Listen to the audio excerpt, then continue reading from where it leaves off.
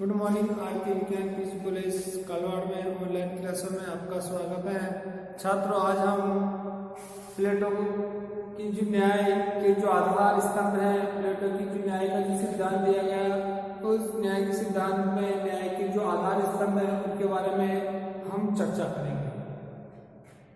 तो निश्चित तौर पर प्लेटो ने न्याय के दो आधार स्तंभ बताए। पहला है शिक्षा और दूसरा समय। तो आज हम शिक्षा के बारे में विस्तृत चर्चा करेंगे। प्लेटो ने शिक्षा में एक एंथस की शिक्षा और स्पार्टा की शिक्षा, प्लेटो ने एंथस की शिक्षा, एंथस की शिक्षा प्रणाली, एंथस की शिक्षा प्रणाली और एंथस की शिक्षा प्रणाली के बाद में स्पार्टा की शिक्षा पद्धति, स्पार्टा की शिक्षा प्रणाली। तो निश्चित तौर पर जो एंथस की शिक्षा प्रणाली थी, ये परिवार से संबंधित थी। इसमें परिवार के सदस्य के द्वारा ही बच्चों को शिक्षा दी जाती थी और निश्चित तौर पर इसमें जब परिवार के व्यक्तियों के द्वारा शिक्षा दी जाती थी, इसमें स्वार्थ की भावना परिलक्षित हो जाती थी और अपने स्वार्थ से संबंधित इसमें शिक्षा का उजागर हो जाता है। उसके बाद में स्पार्टा की जो शिक्षा प्रणाली थी, स्पार्टा की शिक्षा प्रणाली ये राज्य द्वारा दी जाती है, राज्य द्वारा।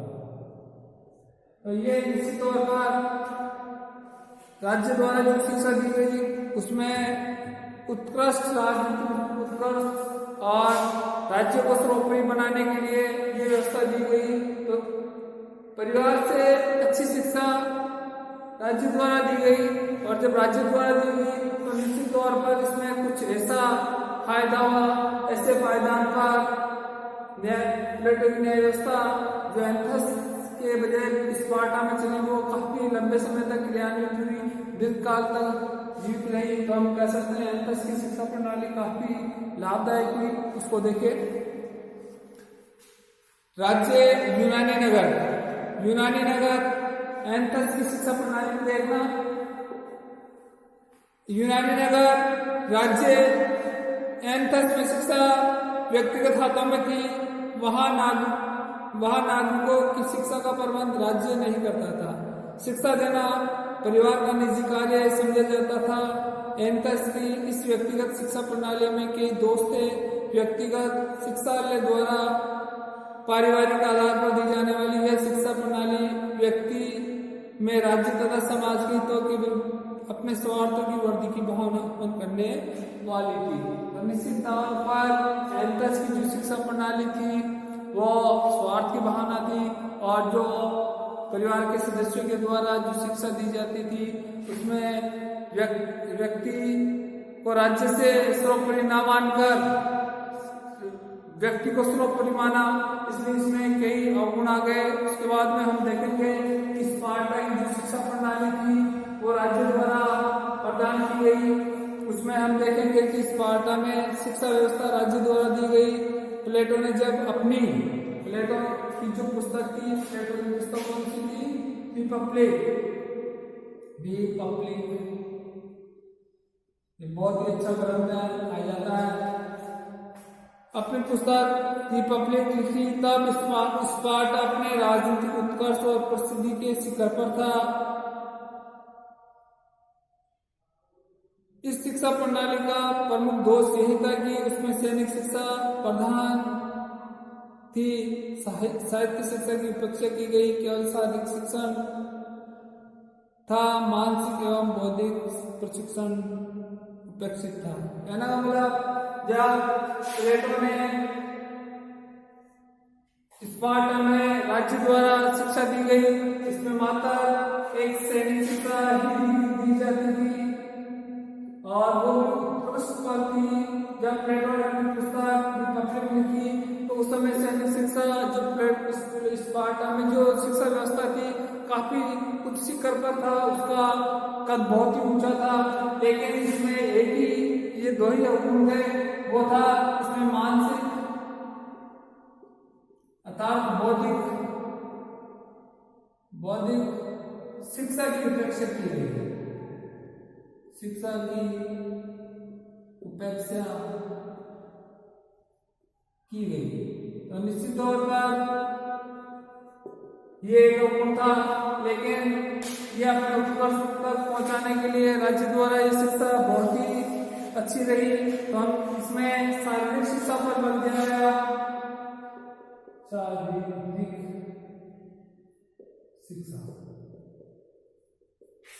जबकि बौद्धिक शिक्षा का अभाव था। तो निश्चित तौर पर स्पार्टा में और एथेंस में जो शिक्षा व्यवस्था थी उसमें अपने आदर्श राज्य के लिए, स्पार्टा में जो शिक्षा थी अपने आदर्श राज्य के लिए शिक्षा प्रणाली की रूपरेखा तैयार करते समय एथेंस और स्पार्टा की शिक्षा प्रणाली के गुणों का अंगीकार किया।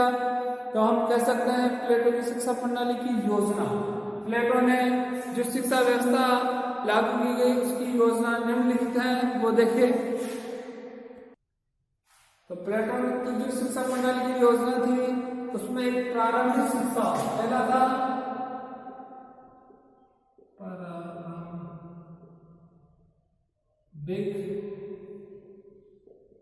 शिक्षा। उसके बाद में हम ये कह सकते हैं कि जो प्रारंभिक शिक्षा थी उसको भी दो भागों में डिवाइडेशन किया। पहली 6 से 18 वर्ष तक व्यायाम और संगीत की शिक्षा, 6 से 18 वर्ष तक व्यायाम व संगीत शिक्षा, 18 से 20 तक जो शिक्षा दी गई वो सैनिक शिक्षा, 18 से 20 तक सैनिक शिक्षा।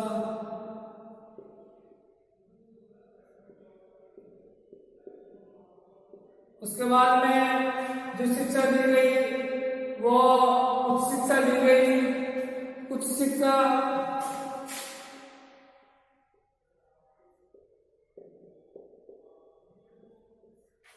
शिक्षा में हम ये कह सकते हैं कि 20 से 30 वर्ष तक, 20 उच्च शिक्षा में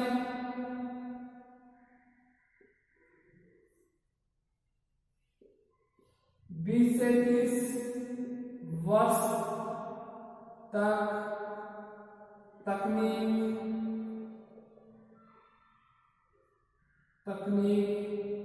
व वैज्ञानिक शिक्षा, तकनीक और वैज्ञानिक शिक्षा।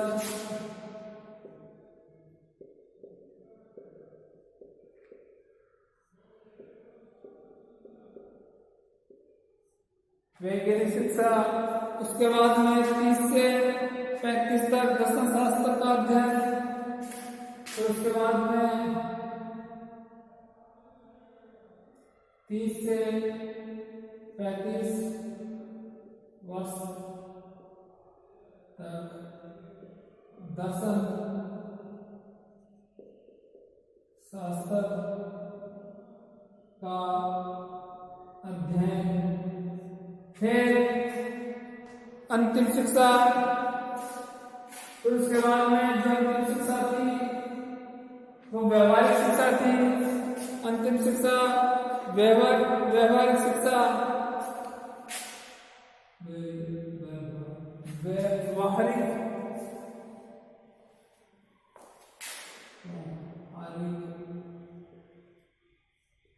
शिक्षा जो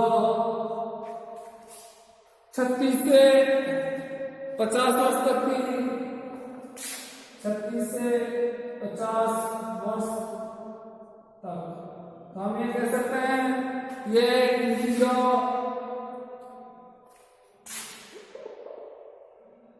19 से 20, फिर 21 से 30, फिर से 35 दर्शनशास्त्र और 30 से 50 वर्ष तक। और निश्चित तौर पर प्लेटो की न्याय सिद्धांत में जो उनके जो आधार स्तंभ है, आधार स्तंभों में प्लेटो ने ये ग्राफ बनाया। ग्राफ में प्रारंभिक शिक्षा 6 से 18 वर्ष तक शिक्षा दी गई। उसमें सर्वप्रथम व्यायाम और संगीत की शिक्षा दी गई, जिससे कि व्यक्ति की मानसिक स्थिति काफी मजबूत हो, शारीरिक जो शरीर काफी मजबूत हो। उसके बाद में जब व्यायाम और संगीत शिक्षा अर्जित करने के बाद में उसमें एग्जाम किया जाता था। उस एग्जाम में पास होने के बाद में 19 और 20 2 वर्ष तक सैनिक शिक्षा दी जाती थी। इसमें भी एग्जाम लगाकर जो पास हो जाता वो सैनिक बन जाता। उसके नेक्स्ट बाद में 21 से इसमें सफल होने के बाद में इसमें एक सफल हो जाते थे। इसमें सफल होने के बाद में आगे का जो टेस्ट लगता, एग्जाम लगता, तो उसमें कुछ शिक्षा दी जाती थी। 31 से 30 वर्ष तक तकनीकी व वैज्ञानिक शिक्षा दी जाती थी। इसमें सफल होने के बाद में व्यक्ति 31 से 35 वर्ष तक दर्शन शास्त्र का अध्ययन करता, और जब दर्शन शास्त्र में सफल हो जाता तो व्यवहारिक शिक्षा दी जाती थी। और जब व्यवहारिक शिक्षा में सफल हो जाता तो निश्चित तौर पर वो एक शासक, एक राजा बन जाता। तो निश्चित तौर पर ये शिक्षा प्रणाली प्लेटो के द्वारा, चाहे वो स्पार्टा हो चाहे एथेंस हो, ये शिक्षा प्रणाली थी। इसकी जो प्रारंभिक शिक्षा है उसको हम देख सकते हैं। तो देखिए, प्रारंभिक शिक्षा 6 वर्ष से 20 वर्ष तक के लिए है।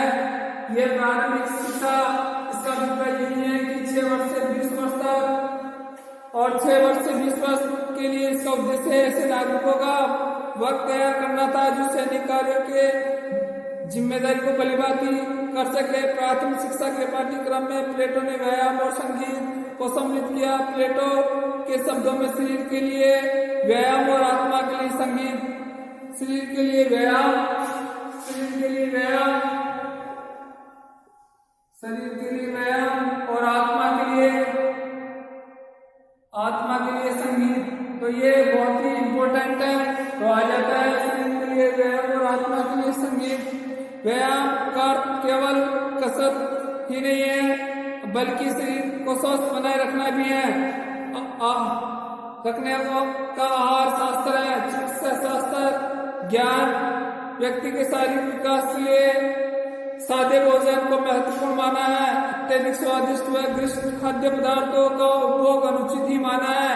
प्लेटो अपने आदर्श राज्य में डॉक्टरों को विशेष महत्व नहीं देता है, क्योंकि वह बीमारी का इलाज करने के स्थान पर उसे बढ़ाते हैं। शारीरिक शिक्षा का साथ साथ मानसिक विकास के लिए संगीत को रखा गया है। संगीत का अर्थ केवल गान विद्या नहीं है, बल्कि ये काल साहित्य संगीत, काव्य संगीत, गीत, मूर्तिकला आदि सभी में ललित कला के प्रतीक है। प्लेटो ने संगीत के अंग के रूप में साहित्य को प्राथमिक शिक्षा के पाठ्यक्रम में स्थान दिया है। प्लेटो के विचार में ऐसा काव्य जो देवताओं तथा ईश्वर के श्रेष्ठ चरित्र में महानता का चित्रण करता है, पाठ्यक्रम में सम्मिलित किया जाना चाहिए। प्लेटो ने संगीत को कौन कौन सी रागनियां एवं पद्धति अपनाई जाए, इस पर भी विचार किया। व्यायाम एवं संगीत को उचित संतुलन के लिए श्रेष्ठ माना है।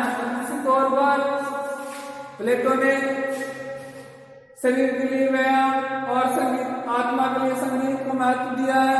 और व्यायाम के साथ साथ शरीर को मजबूत करने के लिए डॉक्टरों की अवहेलना की है प्लेटो ने। जब प्लेटो ने अवहेलना की है तो उन्होंने कहा कि ये मात्र सादा भोजन खाना चाहिए, क्योंकि डॉक्टर तो बीमारी कम करने के बजाय बीमारी बढ़ाते हैं। इसलिए उन्होंने संगीत को सर्वोपरि माना है। जो अच्छा काव्य हो, अच्छी साहित्य हो और अच्छी राग रागिनियां हो, उनका उपयोग करके मन स्वस्थ हो जाता है। और जब मन स्वस्थ हो जाता है तो निश्चित तौर पर एक स्वस्थ मन में एक अच्छा मस्तिष्क निवास करेगा। और जब अच्छा मस्तिष्क निवास होगा तो वो निश्चित तौर पर कुछ ऐसा कर पाएगा जिससे जो समाज के लिए लाभप्रद होता है। उसके बाद में 19 से 20 का जो कार्यकाल था उसको सैनिक शिक्षा का कार्यकाल था।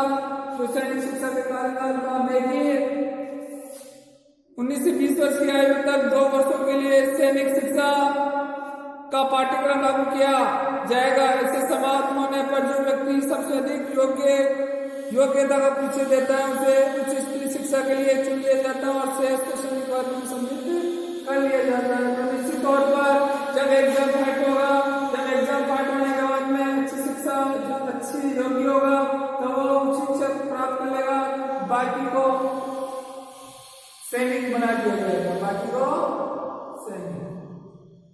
तो निश्चित तौर पर इसी प्रकार इसमें भी एग्जाम क्रियान्वित किया जाएगा और एग्जाम क्रियान्वित होने के बाद में जो अच्छा कार्य करेगा वो तकनीक वैज्ञानिक और उसके बाद उसको उच्च शिक्षा दी जाएगी।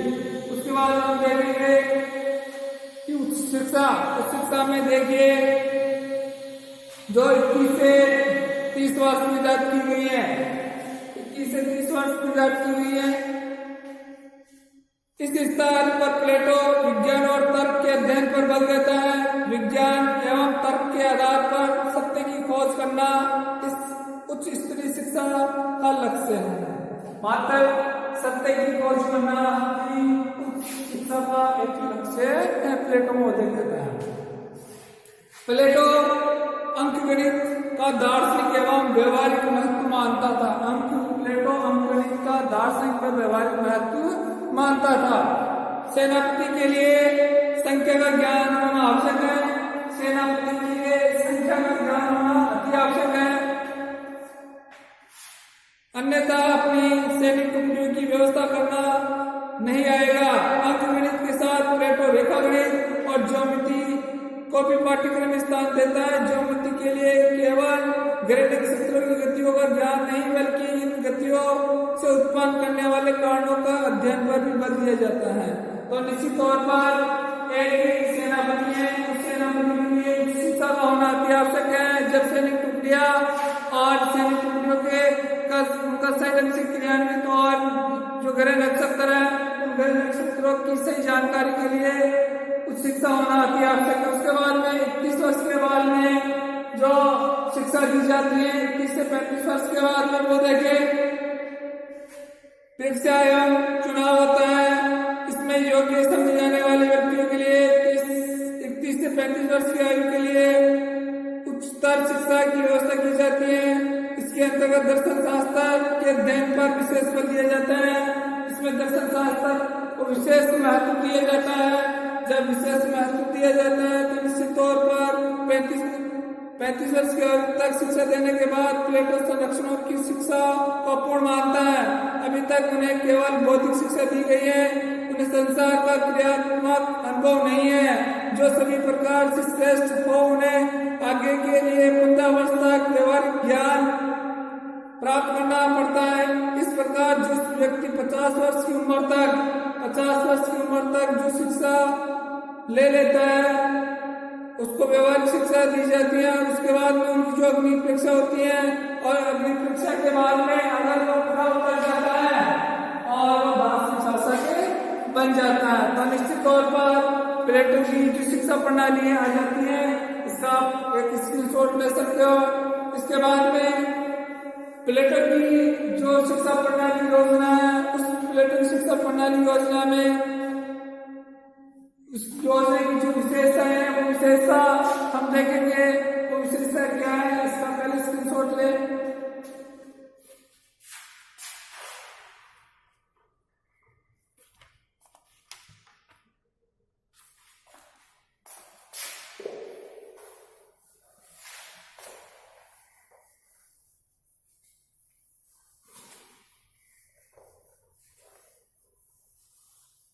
विशेषता है प्लेटो की न्याय की जो आधारशिला स्तंभ है उसकी विशेषता है।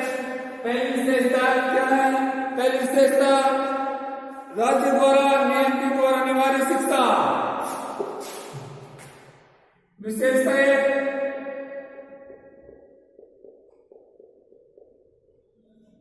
राज्य द्वारा नियंत्रित व अनिवार्य शिक्षा। राज्य द्वारा नियंत्रित व अनिवार्य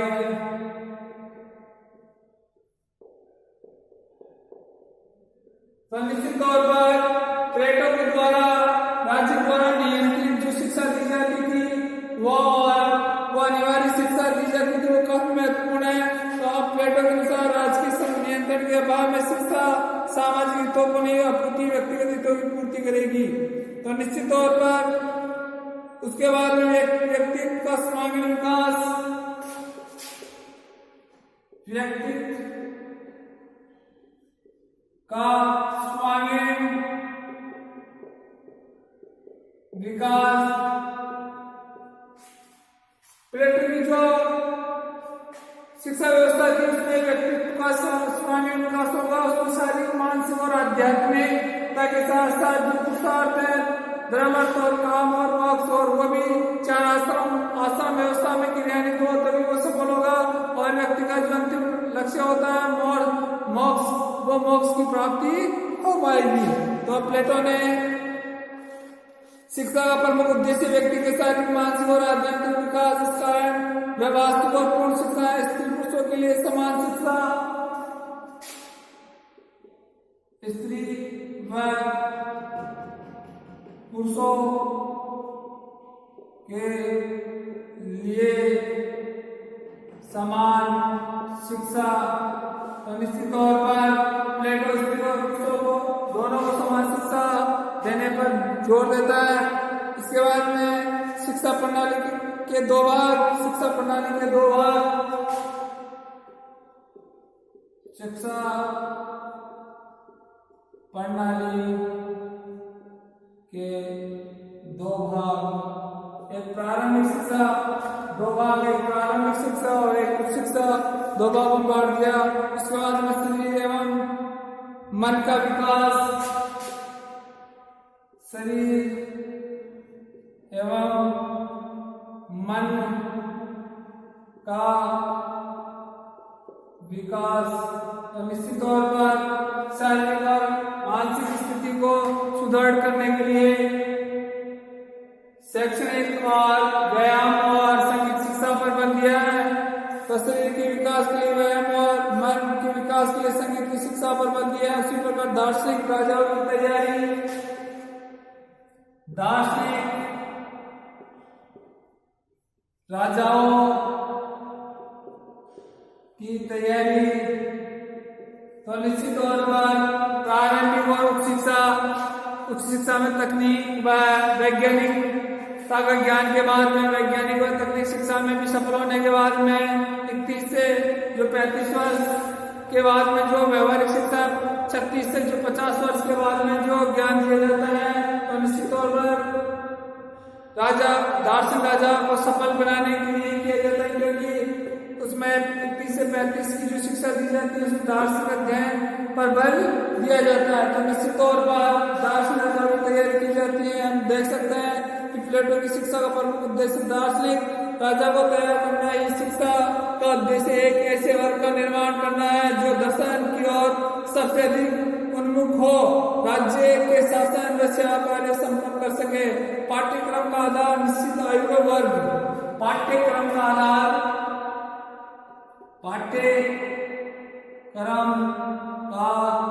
आधार निश्चित आयु वर्ग तो निश्चित तौर पर प्लेटो ने की जो शिक्षा प्रणाली का एक प्रमुख लक्ष्य यही है, एक प्रमुख विशेषता यही है कि उन्होंने एक निश्चित आयाम और निश्चित पाठ्यक्रम को एक निश्चित आयु के आधार पर निर्धारित किया और उस निश्चित आयु के आधार पर वो कार्यक्रम सफल हो पाएगा। तो जैसे 6 से 18, 19 से 20 है, 19 से 20 के बाद में 21 से 30, फिर 31 से 35 और 36 से 50 कार्यक्रम निर्धारित किया है। तो उसमें चाहे वो उच्च शिक्षा हो, चाहे व्यवहारिक शिक्षा हो, चाहे संगीत की शिक्षा हो, चाहे दार्शनिक शिक्षा हो, ये सभी तो एक निश्चित आयाम निश्चित आयु वर्ग के आधार पर निर्धारित किया गया है। उसके बाद में ये कह सकते हैं कि प्लेटो ने अपनी शिक्षा व्यवस्था के अंतर्गत निश्चित आयु के अनुसार एक निश्चित पाठ्यक्रम निर्धारित किया है और यह शिक्षा व्यवस्था एक निश्चित वर्ग के लिए ही निर्धारित की गई शिक्षा एक दीर्घकालीन अनवरत प्रक्रिया शिक्षा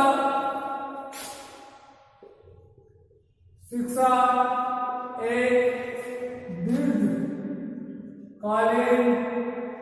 अनवरत एक प्रक्रिया और निश्चित तौर पर प्लेटो ने शिक्षा को एक लंबे समय तक क्रियान्वित किया और लंबे समय तक चलाया तो निश्चित तौर पर यह अनवरत बिना रुके चलने वाली एक प्रक्रिया है। तो हम इसमें यह कह सकते हैं कि प्लेटो ने शिक्षा का जीवन अल्पकालीन कार्य ना मानकर उसे आजीवन चलने वाली प्रक्रिया के रूप में निर्धारित किया है। तो इस प्रकार से हम ये कह सकते हैं कि प्लेटो की जो न्याय का जो स्तंभ है और प्लेटो की न्याय के स्तंभ में जो पहला स्तंभ था वो है शिक्षा और शिक्षा की शिक्षा प्रणाली की जो विशेषता निम्नलिखित है इसका आप स्क्रीनशॉट ले सकते हो। इसके बाद हम देखेंगे कि इसकी जो आलोचनाएं हैं प्लेटो की आधार स्तंभ जो न्याय की जो आलोचना वो देखे। आलोचना का आधार क्या है? पहली आलोचना हम ये कह सकते हैं कि जो प्लेटो की जो सिद्धांत की जो विशेषता है न्याय सिद्धांत की विशेषता शिक्षा प्रणाली की जो विशेषता है उस विशेषता में सबसे बड़ी कमी यही है कि ये प्लेटो की शिक्षा व्यवस्था अधिक दीर्घकालीन है। इसमें आलोचना देखेंगे। आलोचना प्लेटो की शिक्षा व्यवस्था अधिक दीर्घकालीन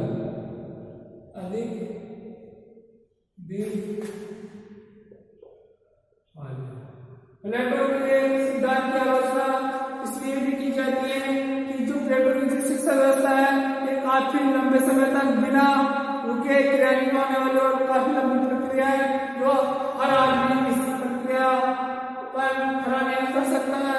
अनवरत रूप से आजीवन नहीं चल पाता है। तो निश्चित तौर पर यह आम आदमी की समस्या पर है और हर व्यक्ति इस कार्य को करने में सफल नहीं होता है, इसलिए यह एक आलोचना का कारण है। दूसरा कारण है मात्रा अभिभावक वर्ग सैनिक व दार्शनिक वर्ग के लिए ही है। मात्र शिक्षा मात्र अभिभावक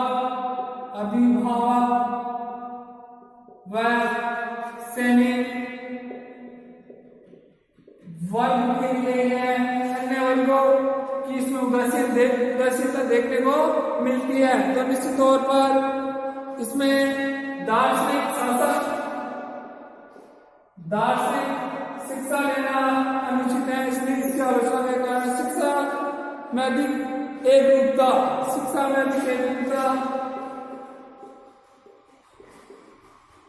शिक्षा में अधिक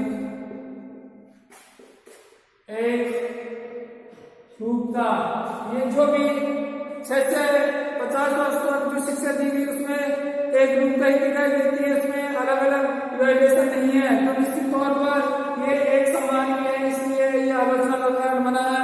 इसलिए पुरुषों के लिए समान शिक्षा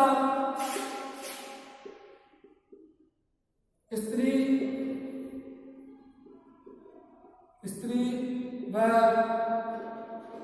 पुरुषों के लिए समान शिक्षा ये भी आगे का आलोचना कारण बना है। स्त्री 50 वर्ष तक शिक्षा धारण नहीं कर सकती है, क्योंकि स्त्री 50 वर्ष तक धारण कर पाएगी तब तक तो स्थिति काफी नाजुक हो जाएगी। तो यह एक आलोचना कारण बना है। शिक्षा योजना में विरोधाभास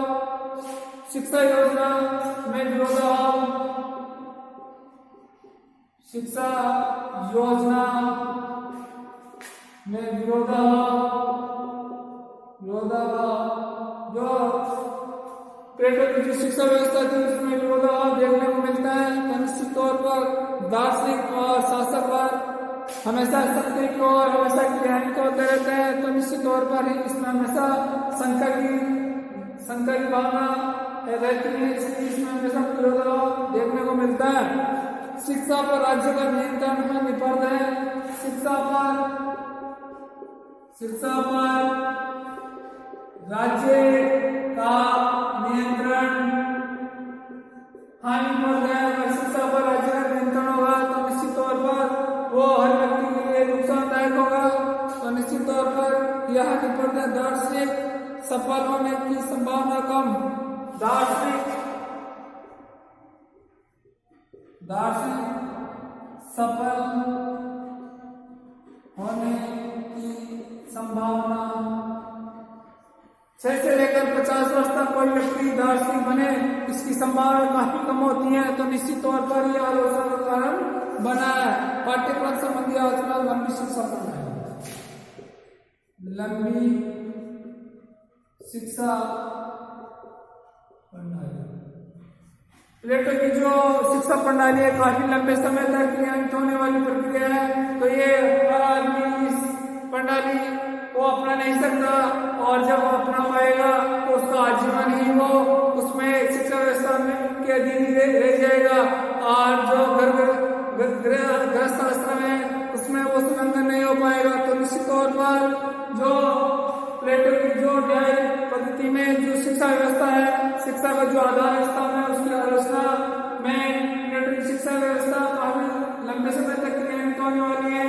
इसलिए मात्रा विभाग में से निवारक है, और इसके साथ साथ शिक्षा में अधिक एकरूपता दिखाई देती है। स्त्री व पुरुषों के लिए समान शिक्षा योजना में विरोधाभास, शिक्षा पर राज्य का नियंत्रण और दार्शनिक राजा सफल हो, ये जरूरी नहीं है। आज की क्लास यहाँ पे समाप्त होती है। जय हिंद, जय भारत।